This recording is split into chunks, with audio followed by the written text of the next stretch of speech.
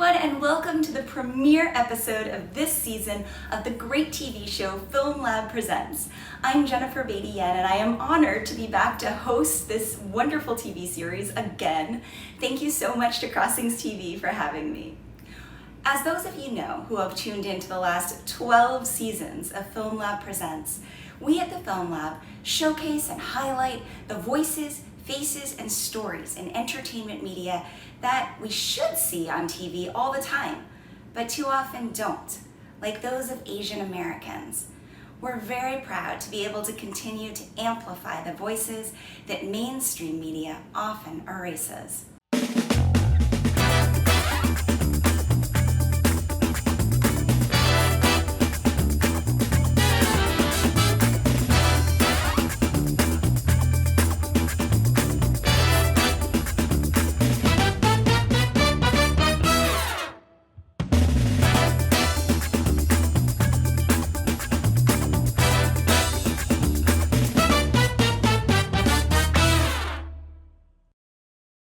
And now I'd like to bring up our wonderful leader of the evening, Jen. If you could give us some welcoming remarks to this great crew.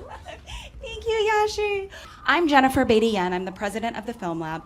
The Film Lab is a 501c3 not-for-profit dedicated to the promotion and support of gender and racial parity in entertainment media.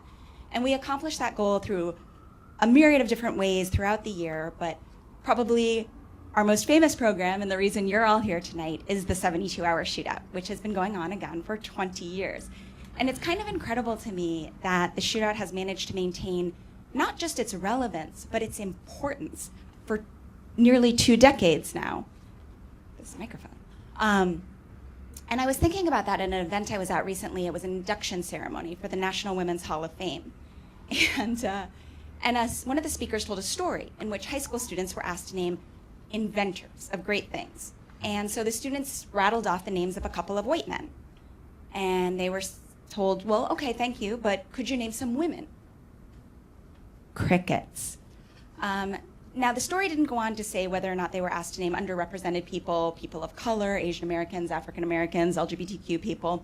But I imagine if they couldn't name a single woman, there would have just been more crickets. And in reality, there are so many people from underrepresented groups who have accomplished great things, invented incredible things throughout history. But I actually want to test the knowledge of you in this room and on the live stream. Please feel free to put in the comments if you know the answer. I'm just going to call out two inventors, one more recent and one from the further back past, and see if you know their names. So first, let's see. All right, Patricia Bath. Anybody? Patricia Bath? No. Patricia Bath, Black woman, pioneer of laser cataract surgery. And yet we don't know her name. All right, let's go further back into the past. Anna Williams. Crickets. All right, Anna Williams. Anna Williams discovered how to produce the antitoxin to diphtheria. No diphtheria? Thank you, Anna Williams. And there are so many more, unseen, unsung. And our ignorance of them lays bare in very stark terms the near complete and total erasure of the accomplishments of women, of people of color, of underrepresented groups from our society, from our mainstream media. So, what are we going to do about it? Well, we're going to make some films! But on kind of a broader, grander scale, what does that mean? Why are we making films? And there are kind of two schools of thought, right, on opposite ends of the spectrum. One is the sort of more aggressive one, right? We walk in, we bash down the door, we demand our seat at the table, we take everything in sight, and we don't apologize. We just take it. It's a little aggressive. All right, other side, we just turn the other cheek and we put our heads down and we just work 10 times as hard to beat them, the proverbial them, at their own game. But I don't think that either of these schools of thought are really what the Film Lab is about or what the 72-hour shootout is about. And if you'll bear with me, I'll tell you a little personal story to kind of illustrate why. So 2 of my grandparents were born to very affluent banking families in Shanghai, China. And as was the custom at the time for wealthy families, they sent their children abroad to go to college. And the idea was that the kids would get a great education, learn another language, another culture, become more cosmopolitan, kind of the reasons that we like to study abroad still today. And so my young grandparents, freshly married, did well on their exams. One got into NYU, one got into Columbia. I'll leave you to guess which one went to which school. And their parents sent them off early, first class all the way to the United States of America. And they toured the country in the lap of luxury, got to see all the tourist attractions, such fun. Their trip culminated in the most glamorous city of all, apologies to those who are not here, the city of New York. And they began their studies. And life was awesome, right? They were young, they were in love, they were wealthy. They wanted for nothing. But then this little thing happened. Some of you may have heard of it back in China. It was called the Communist Revolution. That happened. And their families in China were divested of all of their money, all of their property. Some died, some were imprisoned, and some fled the country. And my great-grandfather, my grandmother's father, got a message out to her, and he said, everything is lost here. There's nothing for you. You will be in grave danger if you return. Don't come back. I can't help you anymore. You're on your own. I love you. Good luck. And so my very privileged grandparents found themselves destitute overnight. And although they didn't know it at the time, this little sojourn that they thought was a fun little study abroad was going to become forever. They would never see their parents again, and they would never set foot on Chinese soil again. So they cried a little, because who wouldn't? But they were pragmatic, and they were like, all right, priorities, what are we going to do? We got to get jobs, because we got to make some money. And there their stories diverge, because my grandmother had to deal with the triple whammy of racism, xenophobia, and sexism. I think a lot of people here know what that feels like still. And my grandfather just had to deal with the double whammy. And of course, for immigrants and foreigners, the way you're treated when you're fabulously wealthy is very different from the way you're treated when you're destitute. So my grandmother's story is one for another time, but I'll tell you a little bit about what happened to my grandfather. So almost unbelievably for the time, he managed to get a job with his banking background and his finance studies on the floor of the New York Stock Exchange. And he was doing very well until his boss came into him and said, hey, Andy, I'm sorry, but you're gonna have to work off the floor. We're gonna have to hide you somehow in the back, out of sight. And my grandfather said, I don't think you can do this job off the floor. What is this about? And his boss said, oh gosh, I'm sorry. You know, it's not me. I think you're great. It's the other guys. They don't want to see a Chinese on the floor. Yeah. So we go back to those two schools of thought, right? So he could have taken the really aggressive stance, and he could have maybe punched his boss in the face, started a brawl with the traders, demanded their jobs and his job and a raise. It's the 1940s. He's probably the only guy of color in there. He probably would have ended up hanging from a lamppost if he did that. Wouldn't have worked out well for him. So maybe the other school of thought. Maybe he says, oh my gosh, I'm sorry. I'm so sorry my face offended you. I'm so sorry that my ancestry caused offense. Oh, my bad, all my fault. Let me do the impossible. Let me go do this job from a closet. And the reality, of course, is that he did neither of those two things because he knew his worth. He stood up, he looked his boss in the eye, and he said, I will not work where I am not respected. He quit on the spot and marched out with his head held high over his boss's protests, and he never looked back. He knew his worth. Now, it might have seemed like he lost because he took another less prestigious job, albeit one without overt racism. But he still had his banking background. He still had his finance studies and his knowledge. He still knew how to play the market, and he did. And he did very well for himself. He made up his own game, his own rules, created his own story, built his own house, his own door, and to hell with everyone else's. And I tell you this to remind you that these storied institutions and fabulous award ceremonies, from the New York Stock Exchange to the Oscars, are only as important as we, the people, make them. The game is only as valid as the legitimacy given it by the players. And you don't have to play the game if you don't want to. You can make up your own game. Mm-hmm. Worth isn't just walking in, taking everything you can, demanding without earning. Worth is knowing who you are, what you can do, and then having the courage to actually do it. And if you've taken the time, and I hope you do, I hope everybody does, go online to our online channel and watch the shootout films from the last 19 years. And when you do, you're going to see not just Asian American filmmakers, you will also see filmmakers from every ancestry, sexuality, gender, religion imaginable. And there's a reason for that. It's because at the Film Lab, we strongly encourage cross-racial coalitions to bring us all up together, because we understand that if one person, one group, no matter what they look like, whether they look like us or not, is not equal, nobody's equal. So we can either help each other, rise up together, or we can just become B-level oppressors, which is totally boring. So we're just not into that. And I will call out the elephant in the room. You will also see in the shootout films and at our event, whether online or live, the most represented group in our society, the most privileged and the most entitled. The white men are here. And they are welcome. They are welcome too, because the men that are here tonight understand a concept that was articulated so well by the feminist scholar Peggy McIntosh. And so I just got eye surgery recently and I'm having a little bit of trouble. I have a cue card up here, but I can't really see it right now. My vision is kind of fluctuating. So I can't read you her quote. I'm gonna just try to do it on my own and it won't be as good as hers. But basically, what she said is that by virtue of being born white, she got all these privileges, these entitlements, these rights that she did nothing to earn other than popping out with a certain skin tone. And she argues that this creates a moral imperative to give power, to share power with others not born to it. That is worth.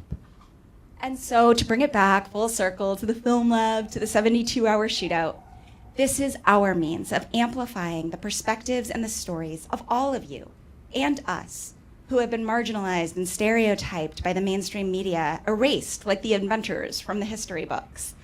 And yes, as my amazing colleague is going to tell you in just a moment, you can win amazing industry networkships and screen tests through the 72-hour shootout, which will give you, or could give you if you play your cards right, as they have for many of our alums, a very valuable seat at the existing table.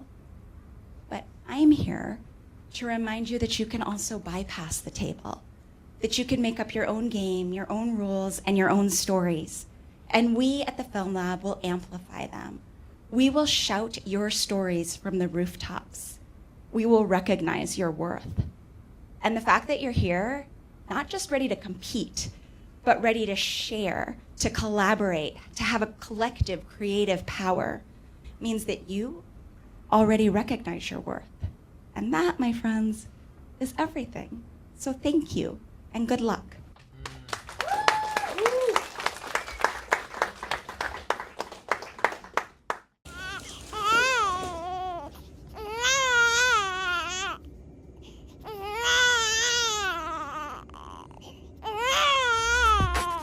That's me. No, down there. Aw, I'm such a cute baby.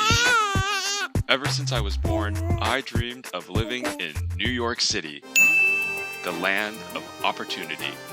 They say if you can make it in New York, you can make it anywhere.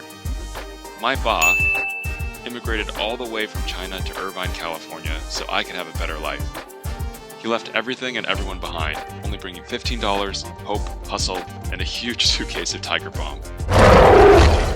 New York was so far away, but just like my ba, I'm a practical dreamer, willing to sacrifice everything and do whatever it takes to make my dreams reality.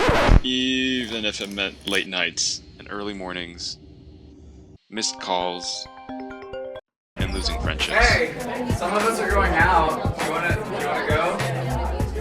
Sorry, got an interview prep.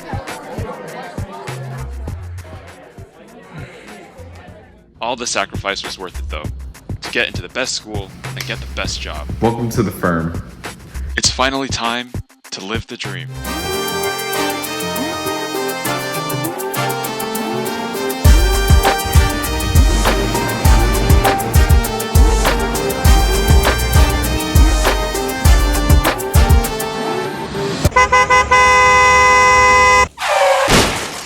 If you haven't been to Nobu, you have to go. Thank you so much for coming to Nobu with me. I've been dreaming of trying it out. Yeah, of course. It's my pleasure. All right, we have one Nobu special roll here and another Nobu special roll here. Hope you enjoy.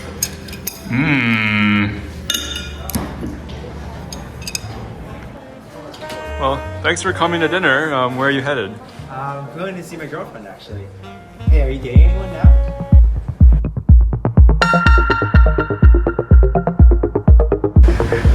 Wow, this date was such a dream. Yeah, I really had a great time. So, have you ever thought about having kids? Stand clear of the closing doors, please. This is a 10th floor walk-up. Just sign here. So you going to the Hamptons this summer? What do you mean you haven't seen 10 different Broadway shows yet? Have you been to Mirage yet? What do you mean you don't walk 30,000 steps a day in New York?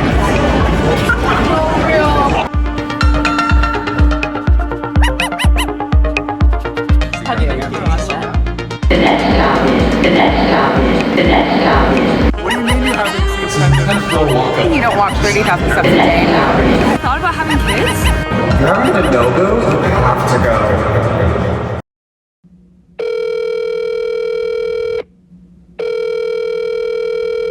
Has been forwarded to an automated voice messaging system. At the tone, please record your message.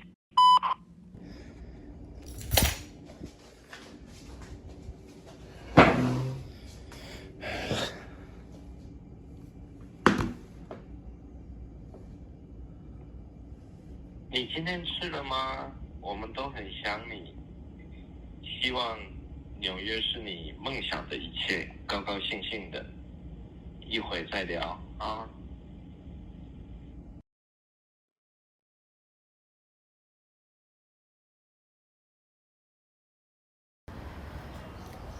Your grandma's really sweet. Mm-hmm. Yeah, Lola loves to cook for everybody. What'd you think Of what? of lunch? Oh, it was amazing, but what was that, like, taste in the sauce? Oh, that's a banana ketchup. Banana ketchup. Mm-hmm. Hot dogs were fun, though.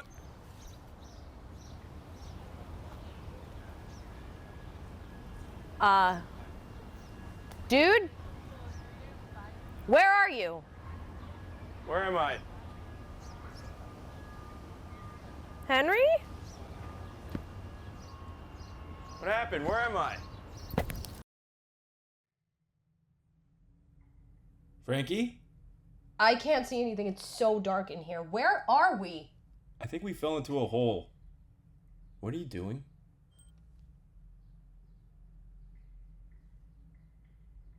Why are you wearing my shirt? What the? Hey, look, there's a door over there. Huh.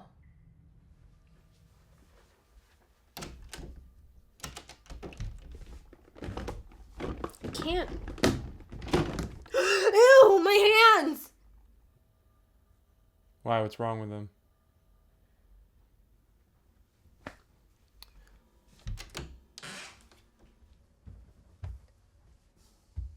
I think we were drugged. What? No, my Lola would never do that. But then how do you explain...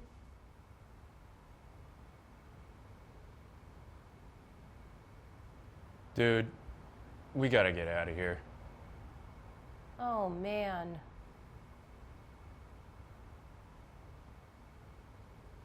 How'd it get dark so quickly? How long were we down there for? Why are you so heavy? I think we might be dreaming. Oh, geez. Okay, so there's no practical way out of this, right? Oh, yeah, you can fly in your dreams. Grab onto my foot!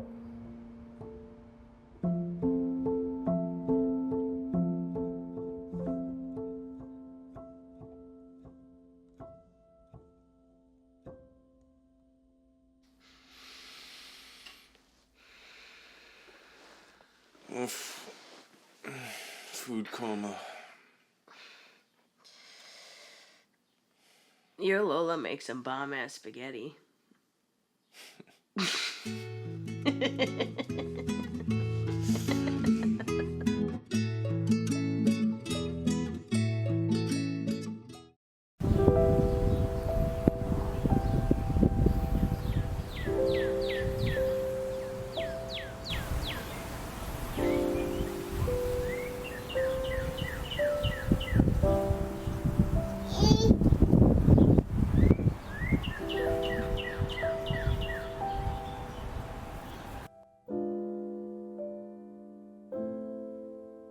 What do you think she's gonna be when she grows up?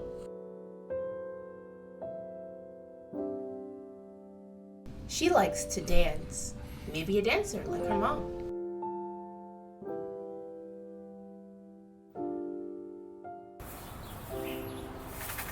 She also likes to sweep, so the janitor? The head janitor.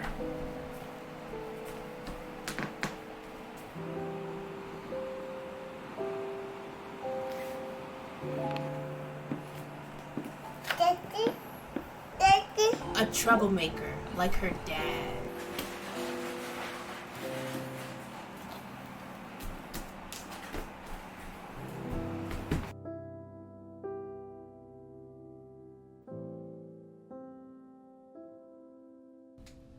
A librarian? Or the janitor at the library?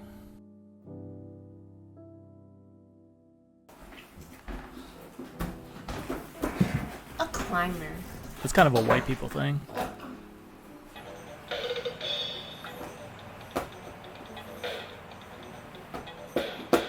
A musician.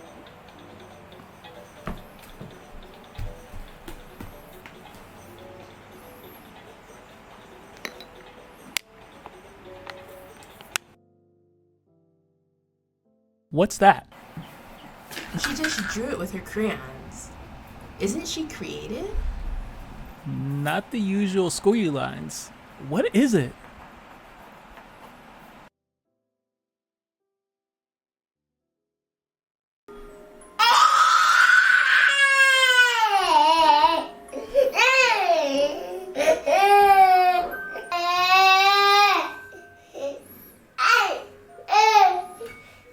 Oh my god, she's throwing up! I'm pooping. It's coming out both ends. The smell is making me nauseous. I'm gonna throw up.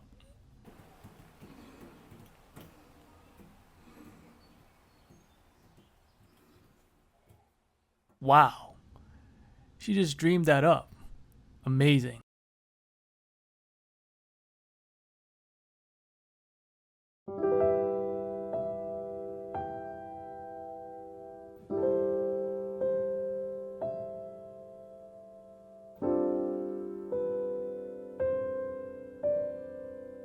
Thanks for watching the season premiere of Film Lab Presents. Tune in next week for another bold, innovative, and deliciously diverse episode.